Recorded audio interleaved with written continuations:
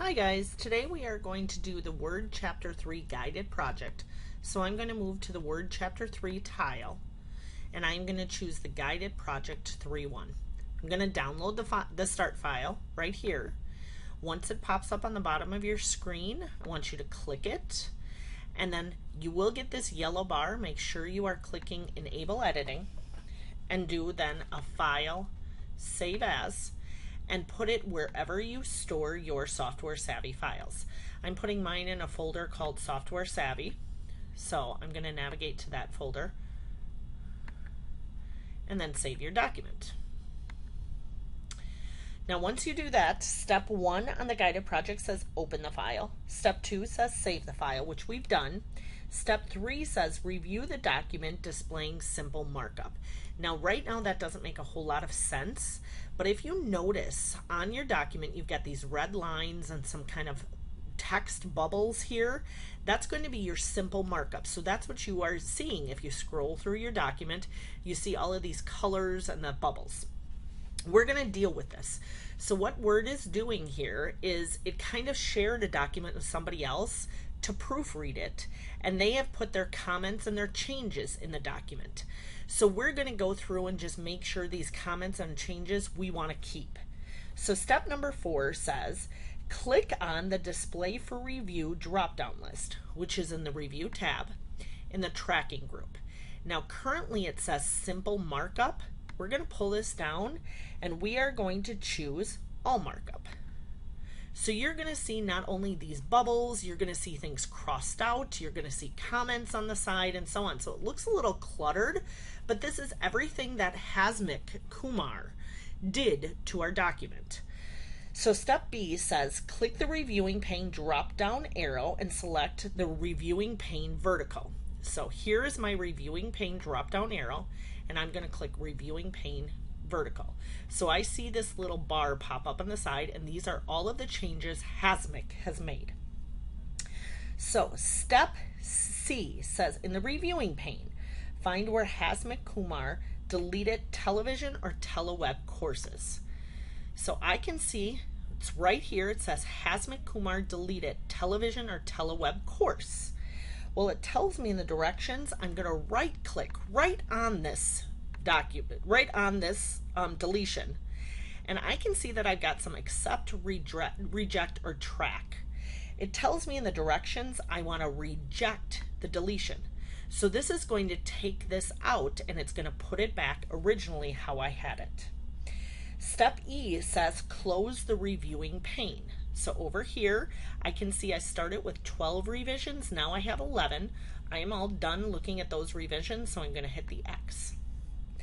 Step 5, it says move to the top of the document. Safest way to get to the top is to press your control button and home. If you want to, you can scroll all the way up to the top, but I need your cursor flashing right to the left of the title. It says in the next button, which is in the review tab changes group. Now if you look here, I have a comments group that has a next button. I have a changes group that has a next button. This is telling me in step 5, I want to be in this comments group, the changes group, and I want to hit the next button. So this goes to the first change. Now everything on my screen is highlighted because the first change that Hasmik made was they changed the left margin to 1 inch. So this applied to my whole document. That's why everything is highlighted. It tells me that I want to go to my accept button in the changes group. So up here I'm just going to go to the top half of the accept button and I'm going to click on it. And then I can see the little comment went away here on the side because I've accepted the change that he's made. Step D had said now let's go ahead and let's accept the next change, which was the heading style 1. So again, I'm going to go up to my accept button. I'm going to click on the top half of it and I'm going to accept them. Now I can see that each of my bold headings, one of the comments went away, and then I am going to go ahead and click on the bottom half of the accept button because rather than doing these all one at a time, I think Hasmic knows what he's doing. So I'm going to hit this down pointing arrow, and instead of doing these one at a time, I'm going to accept all changes all at once. Now I can see all of these crossed out things on my document and so on are now kind of put in place, so it looks better. Now step 6, it says move to the top of the document. So again, I'm going to press Control Home to get my cursor flashing up there. And now I'm going to deal with the comments. Now Hasmic didn't change things, but he kind of put suggestions in, so I want to deal with that. So I'm in my Review tab, and I'm going to go to the Comments section. Now, if I go to my Next button, my first comment is right here. Hasmic said, I think we should apply bold to each heading. Now, I can either accept that, reply to it, or resolve it. So what I am going to do is I'm going to reply to this comment. So over here in the comment itself, there's this tiny little button. I am going to click on it, and I can see my name pops up, and I'm going to hit done. I like his comment, and that's what I'm going to do because I've already made those changes. Step D says click the resolve button on the comment in the markup area, and the comment becomes grayed out. Now, I don't see any resolve button here, so I'm just going to kind of click in my text to kind of make that not active anymore. Now I am going to go back to my comments section, and I'm going to hit the Next button, and it takes me down here where Hasmic says we should apply the heading 2 style to each underlined heading. Well, I'm looking at it and I'm going, I think I already did that, but I don't think I need to comment on it. So I am just going to go up here, and I am going to hit my delete button in my comments, and that gets rid of his comment on the side of the screen. Now I can scroll through my document and all of my comments are kind of taken care of and so on. So I'm going to leave this as is. Next, I am going to go over to my Review tab, and right now I'm looking at all markup. I want to change it to no markup, so nothing is displayed for comments or changes. Step 7 tells me I want to put on some document properties. Now remember, document properties are not anything you type in your document. They are kind of attached to your document and kind of define them. If you send them via email or put them online or something, they're kind of part of that document. So in order to put these properties on, I need to go to my File tab, and I am going to go to my Properties button. Now once I get to Properties, I'm going to go to Advanced Properties, and it tells me in step 7C for the title, I am going to type in Online Learning Plan. For company, which is down here, I am going to type in Sierra Pacific Community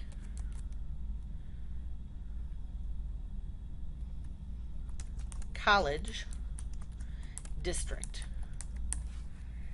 And the manager is Hasmic Kumar.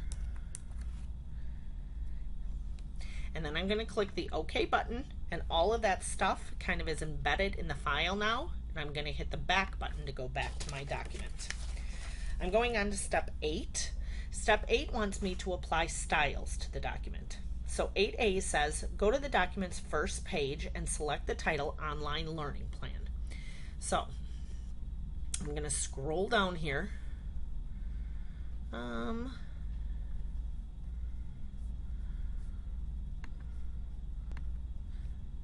Okay, here's Online Learning Plan, and it tells me that I want to apply the title style. Now the title style is in my Home tab. So if I go back to my Home tab, I can see all of these styles right here.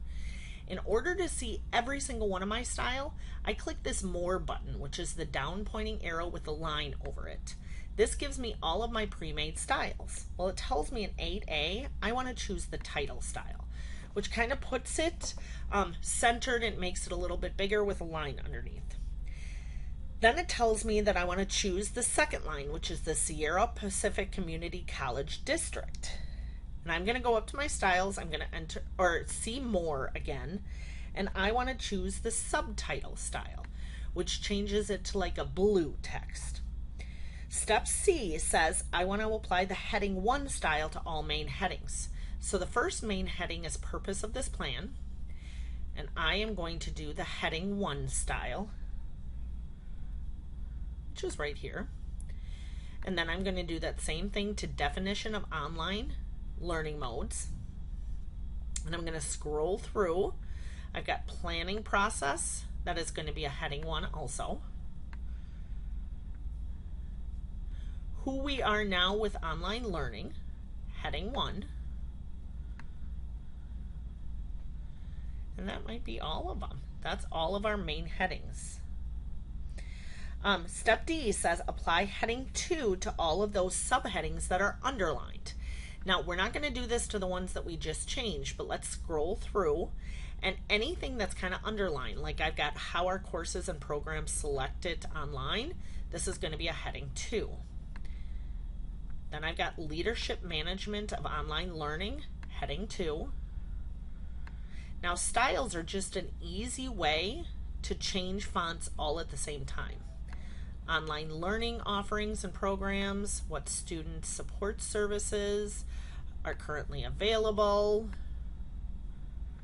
how are faculty members trained, what tech support services are available, heading 2.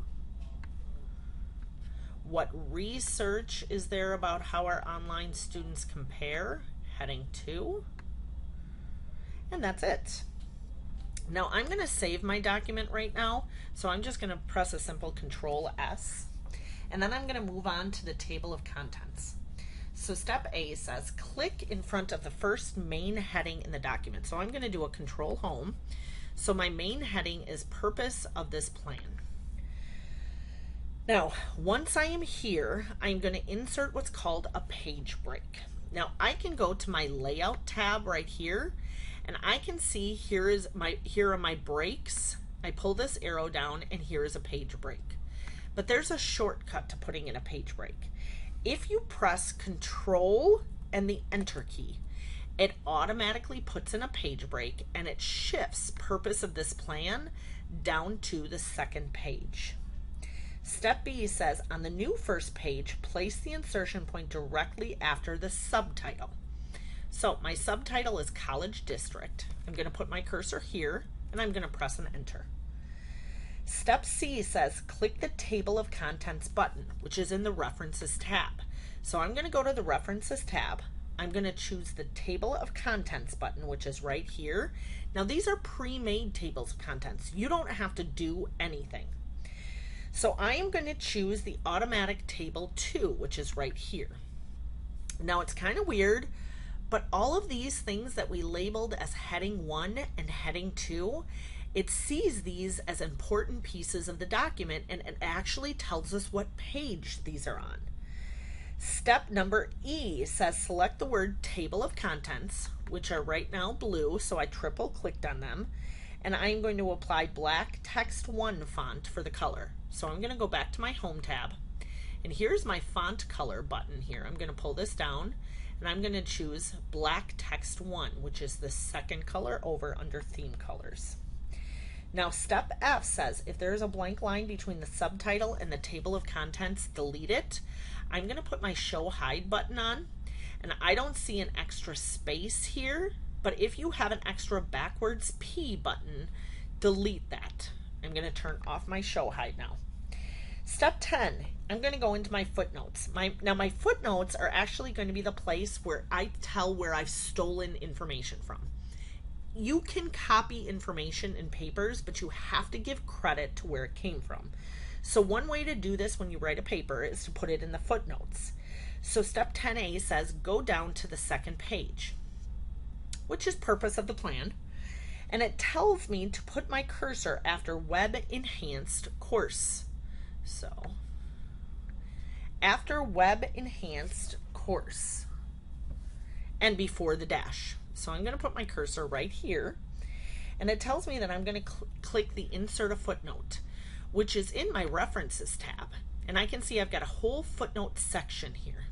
So I'm going to click on the Insert Footnote, and automatically a tiny little number 1 pops up right there.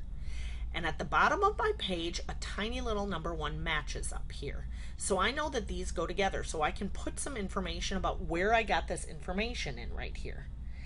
Step C says type, this is a non-OL, which stands for online, course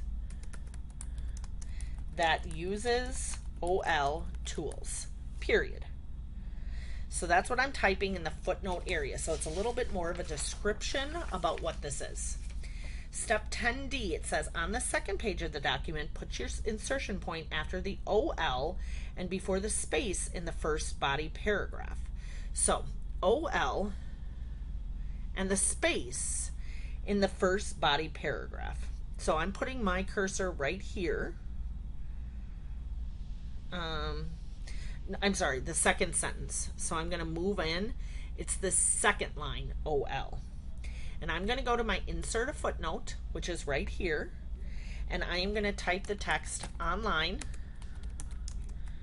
Learning is referred to as OL throughout this report. Now I can see that these go in order, so the number 1 goes before the number 2, and so on. We're going to modify those numbers in just a second. So step 11A says click the footnotes launcher. So in my footnotes group here, the launcher is this little diagonal pointing arrow. I'm going to click on this. I am going to change my footnote numbers from 1, 2, 3 to lowercase I, lowercase ii, and so on. And then I'm going to hit my apply button. My 1s and 2s change to lowercase i's. Step A, it says press Control Home to go back to the top of your document. Step B says click the footer button, which is in your Insert tab. So instead of Insert a footnote, go to your Insert tab, and I want you then to choose your footer button, which is in the header and footer group. So here's my footer button. I want to choose the document info. I want to choose edit footer, which is right here. Now the footer is what gets displayed on the bottom of every page of this report. Step C, we're going to put some stuff into this document, or into this footer. So it tells me the first thing that I'm going to put in is the document title. So go up to your document info button, which is in your header footer design tab, and I want you to choose the document title. Press the right arrow once. So this is on my keyboard. I'm pressing the right arrow once, and then I am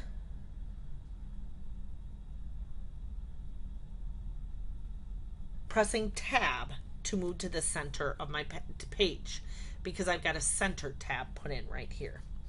Now once I've got that, I'm going to insert my page number.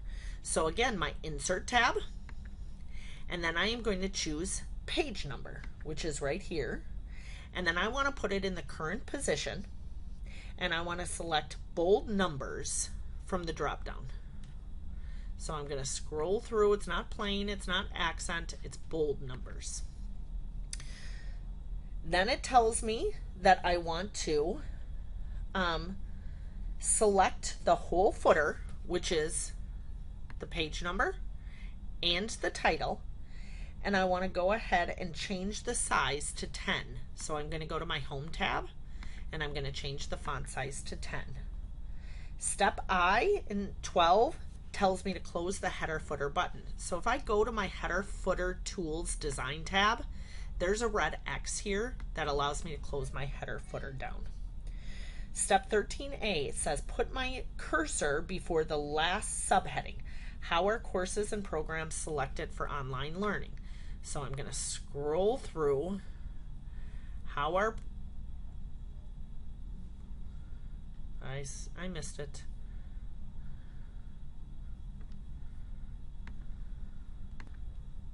All right, so I'm on page 2 of my document, and the how are courses and programs selected for online learning is right here, and it tells me I want to put my cursor right before this.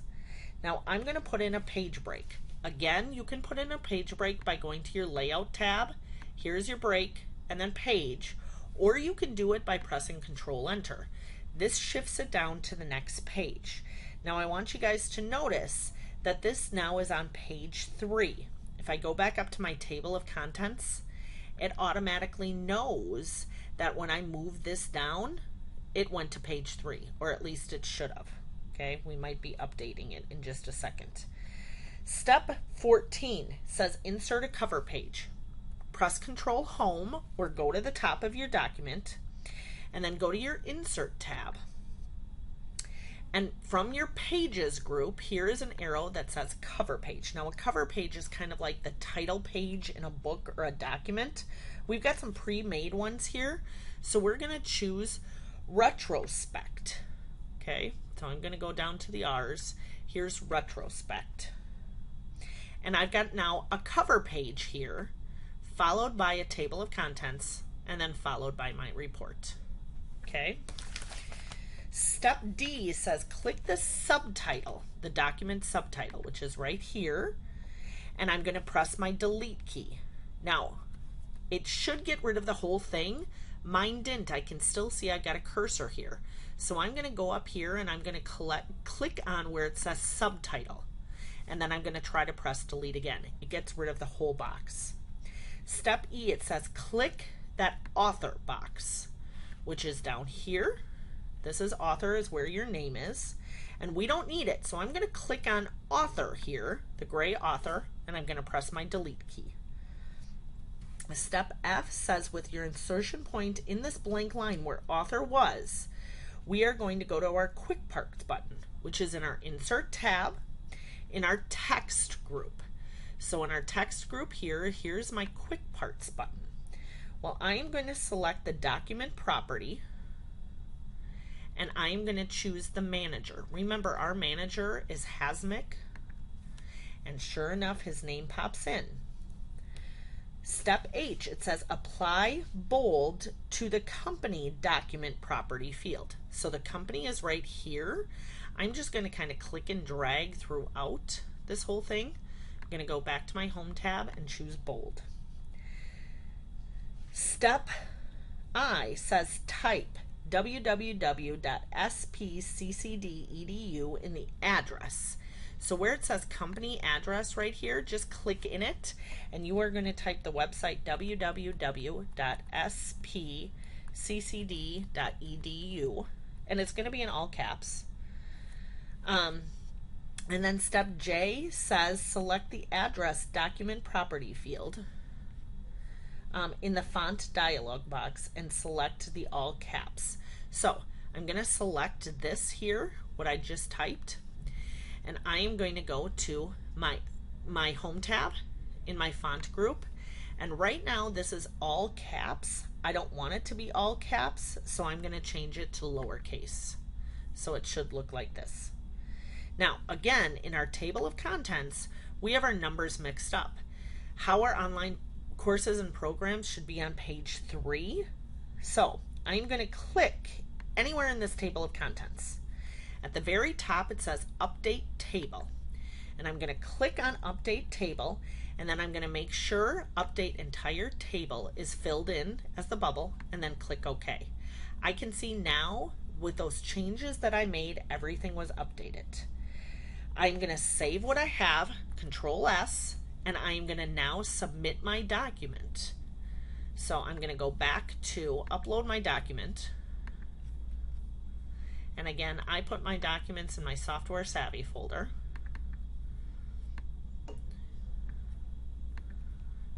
And I'm going to open it. And it asks you, are you sure you want to submit the file? And I say yes. Hopefully I did okay. I got a 92. So again, I must have misspelled something in some footnotes. So if you want to see what you got wrong, it's always the red. So step 10D, I could redo that, and I could also redo step 12E. Now if you do that, just go back to your Word document, make those changes there, and then re-upload your file if you're not happy. I will always take the higher of the two scores.